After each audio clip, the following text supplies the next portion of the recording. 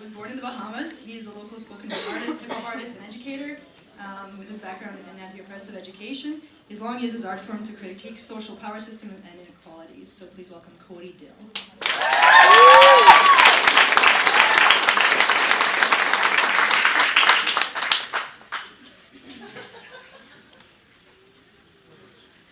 I have to make sure that's far enough away that I don't knock it off or something if I really get into a piece. So yeah, I would say something, but I think it's just all in the poems too. So I guess I just want to say thanks for having me and welcome refugees and everybody else.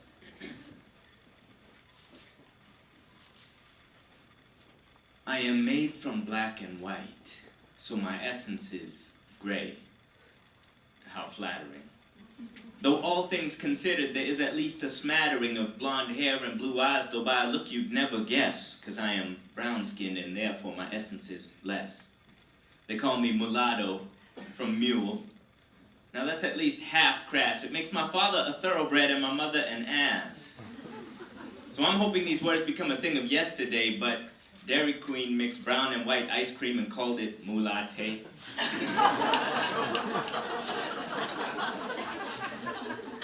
When I was in grade 4, the class bully called me and my best friend niggers. Now that was sad, but kind of strange because my best friend was Indian. But you know, we told the teacher and she made everything better, God bless her. She slapped that bully on the wrist and said, "The word is Negro." My Indian friend thought he was black for 3 years. See, if we're building a nation, then pain is in the mortar. I'm watching grasses get greener even south of the border. They got a black man in office. The paradox means we're equal, but my life hasn't changed, so I'm waiting for the sequel. I don't want to be the same, I'm just trying to be a peer. But whether black, brown, Muslim, disabled, or queer, although we are citizens, we're still second class, still others in the circle, still outside the mass. They say Jim Crow is dead and that we're free from separation. But if you come to Saskatoon and you want to find the First Nations, just look on the west side. See, when they wrote segregation out of policy, they left it in economy and wrote it into geography. Beneath 22nd, between the alphabets, where east side visits our east side regrets, I never cease to be amazed how soon we forget. Racism's still alive, we haven't beat it yet. I'm still watched at the store, still my freedom's rescinding, still the police call me bro, condescending. I prayed that this poem here could have a good ending, but as it turns out, we're broken, not blending, and breaking, not mending. I'm still a little less than kin, although my heart is more than kind. And now that I'm finally proud to be black, the world is colorblind.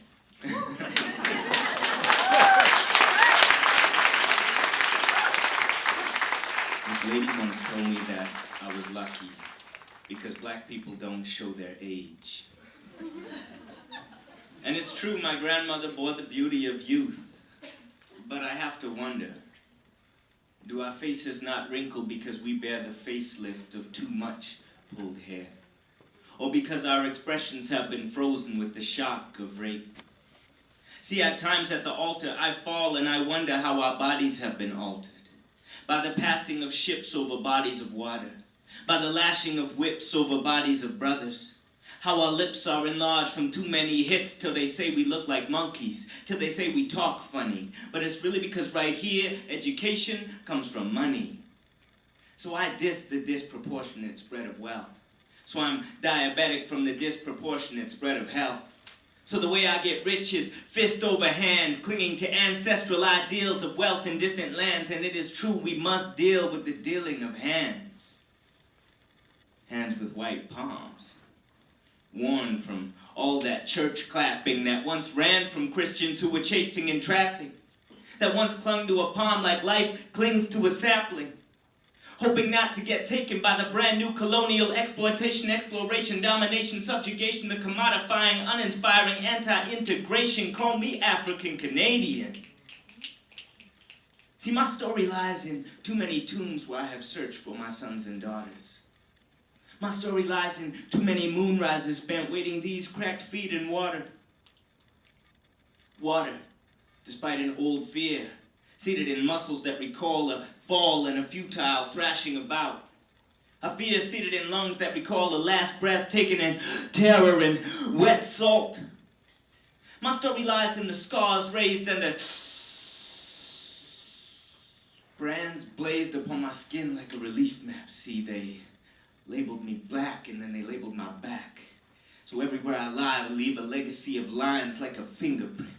That's where my story resides. It's in those 40 lines like 40 acres I'm owed, where 40 trees might grow from the seeds that were sowed. My story is in hope. My story is a ghost of Kunta Kinte. My story's in the ghost of Billie Holiday. See, my ancestors hang from my family tree.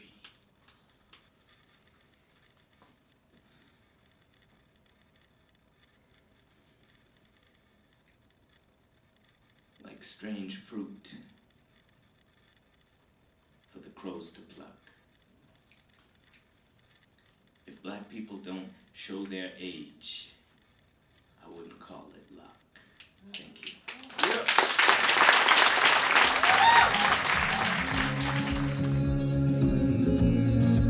We are people, and we love you. We are one tribe.